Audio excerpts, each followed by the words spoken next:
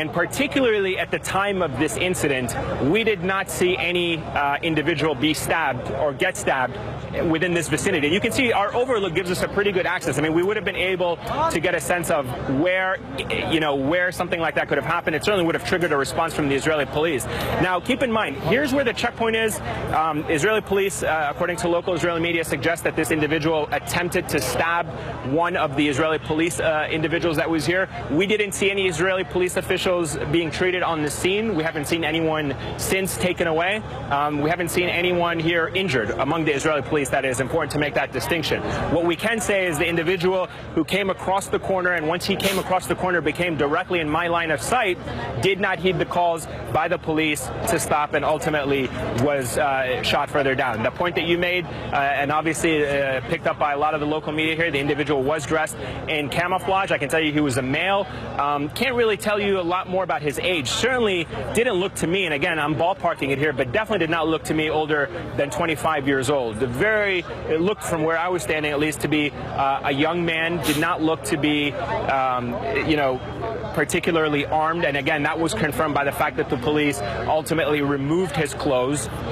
They didn't find any explosive devices on him. I was trying to keep an eye to see if they were taking anything off of his body, perhaps if they took a gun, if there was a gun that was visible. There was no gun that was visible. And at one point, we can clearly see from where we were lying, from where we were standing, where his body was lying, both of his hands were open, and both of his hands did not have a knife. Now, that was after police arrived to the body, so it's very possible. Yeah, Eamon. Yeah. As a matter of fact, and this is important because, you're covering this story live, and you're seeing it once, and you're actually witnessing it, not knowing what you're seeing until you actually process it.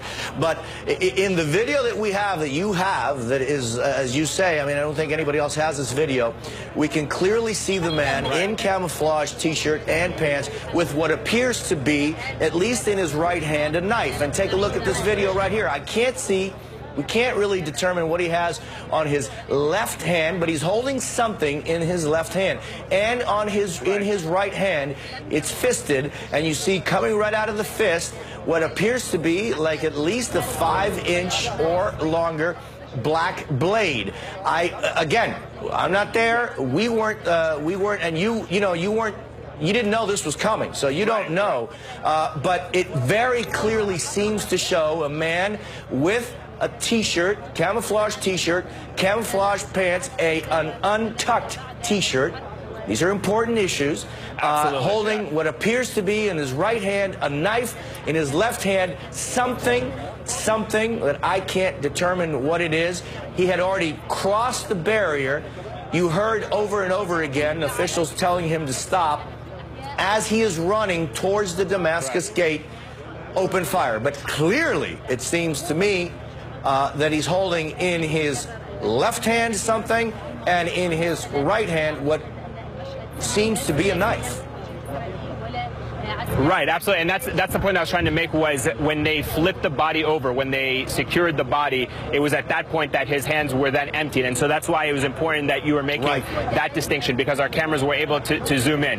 The point that we were making about when he came around in our line of sight, because everything was moving fast, and the fact that the police opened fire on him, it was obviously difficult for us to concentrate at that particular moment. When his body was laying there and the forensics team came by, they certainly removed his clothes. They made sure that he didn't pose an immediate threat. We were talking about the fact that they were making sure that they didn't have any explosive devices on him, and it was at that point that when they opened his hands, that was the part where I was saying to you, once the forensics team that was there going through the scene did not have the weapon in both of his hands. That does not mean that he didn't have a weapon. It just means that particular incident where he became visible to us again, his hands became visible to us with my bare eyes, they were at that point emptied from the weapon that he may have been carrying. It looked from where I was standing at least to be a young man, did not look to be, particularly armed.